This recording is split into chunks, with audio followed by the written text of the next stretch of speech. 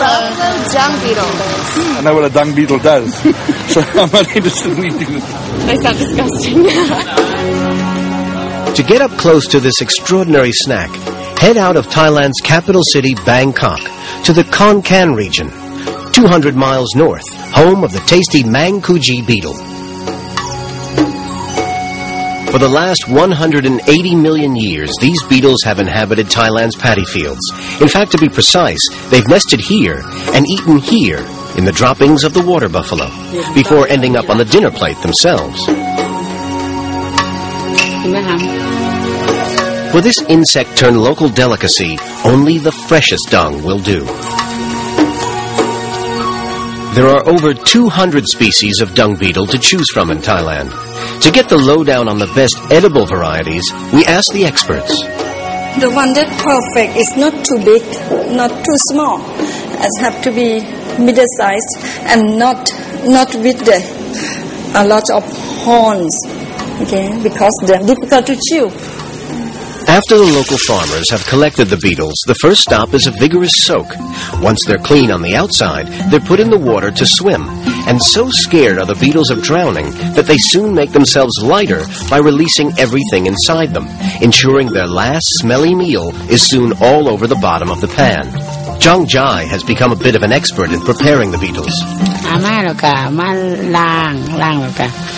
Once they've been washed, we put them in the pan with the ingredients.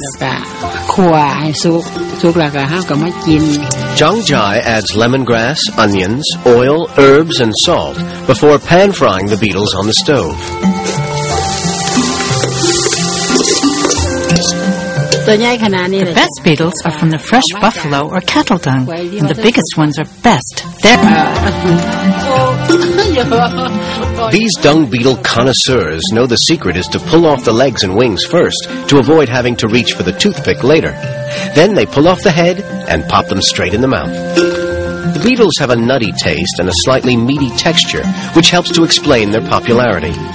And nutritionists are very complimentary, even taking the dung factor into account. The thing to remember about dung beetles, of course, is that they live off fecal matter. They live off feces, dung. But dung does contain a lot of useful nutrients. The dung beetle delivers just as much protein, but in fact half the fat, twice the calcium, and 5 times the iron than you would find in a burger. If I was making a choice between a Big Mac and a Bug Mac, from a nutritional point of view, undoubtedly the Bug Mac wins hands down. So beetles are a healthy convenience food, and with 350 varieties of edible beetles in the world, it shouldn't be too hard to track some down during your next vacation. Weird foods are spreading fast. We found a surprising treat for sweet tooth snackers on the next leg of our journey as chocolate-coated scorpions claw their way onto our menu at number 9. We headed for England and Europe's most upmarket city, London, where edible bugs are now all the rage. This is Fortnum & Mason, one of London's premier department stores. Established in 1707, it went on to become the Royal Grocers, and the store still regularly dispatches provisions to London's royal palaces. Food halls don't come much more upscale than this. Taking afternoon tea at Fortnum & Mason is a very English institution. For hundreds of years, gentlefolk have been snacking on sandwiches and cakes, washed down, of course, with tea. But today, there are some more unusual snacks on the cake tray. These are chocolate-coated. We track down the man responsible, Dominic Weston, who travels the world sourcing exotic produce. We buy a fantastic range of products from across the globe, and some of the more unusual products we purchase are a range of insects. The more popular products in our range are chocolate-covered scorpions, chocolate-covered worms, which make a great alternative to after-dinner chocolates, whole hornets in honey, lollipops that contain scorpions. They're good for scaring your friends, and they actually taste great.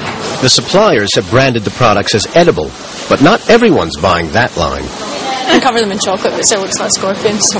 I've never heard anybody eating scorpion. It's crunchy chocolate, isn't it? There are over 1,100 different species of scorpions in the world, and this is what they look like before chocolate coating. Only 20 varieties can sting to kill, so presumably they're not the ones we're eating. Wrong. according to Todd Dalton, the man responsible for finding the raw ingredients. The scorpions that we use come from China, are deadly poisonous before they're detoxified. If one was to sting you, you would probably die within about 24 hours. We take the scorpions, first they're actually dropped in boiling water and then they're shipped to the States, where they are detoxified in the laboratory by a special process. It's quite some journey. From China to America, these globe-trotting scorpions then come to London to be finally dipped in chocolate and boxed for sale in Fortnum & Mason.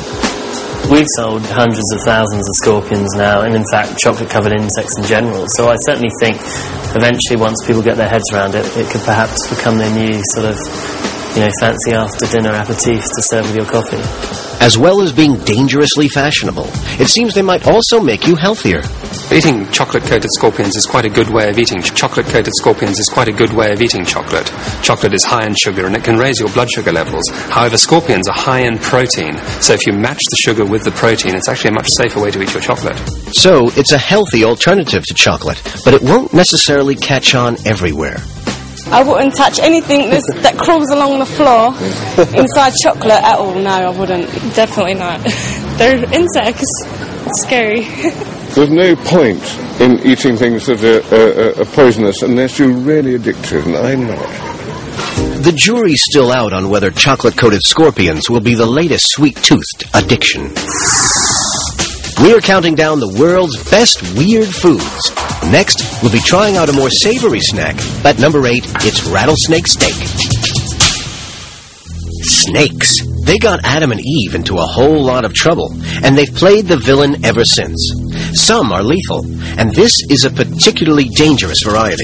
The rattlesnake might not look like an obvious candidate for our culinary countdown, but we traveled to the American state of Texas, to Sweetwater, home of the rattler. Every March, Sweetwater stages a remarkable festival called the Rattlesnake Roundup, the largest event of its kind in the world. It's been running since 1958, and today 30,000 visitors descend to see up to 3,000 live snakes and diamondbacks up to 6 feet long. They don't just come to look. Snake is on the menu here, too. But you don't have to wait all year to chew over a rattler. All over Texas, restaurants have sprung up to cater for people wanting to taste a bit of snake. Welcome to the Big Texan, the home of the free 72-ounce steak and our live rattlesnakes. Opened in 1960, the Big Texan Steak Ranch feeds 500,000 cowboys and tourists a year. And co-owner Bobby Lee knows what's top of their wish list. When they come here, this is our opportunity to really show them what Texas is all about.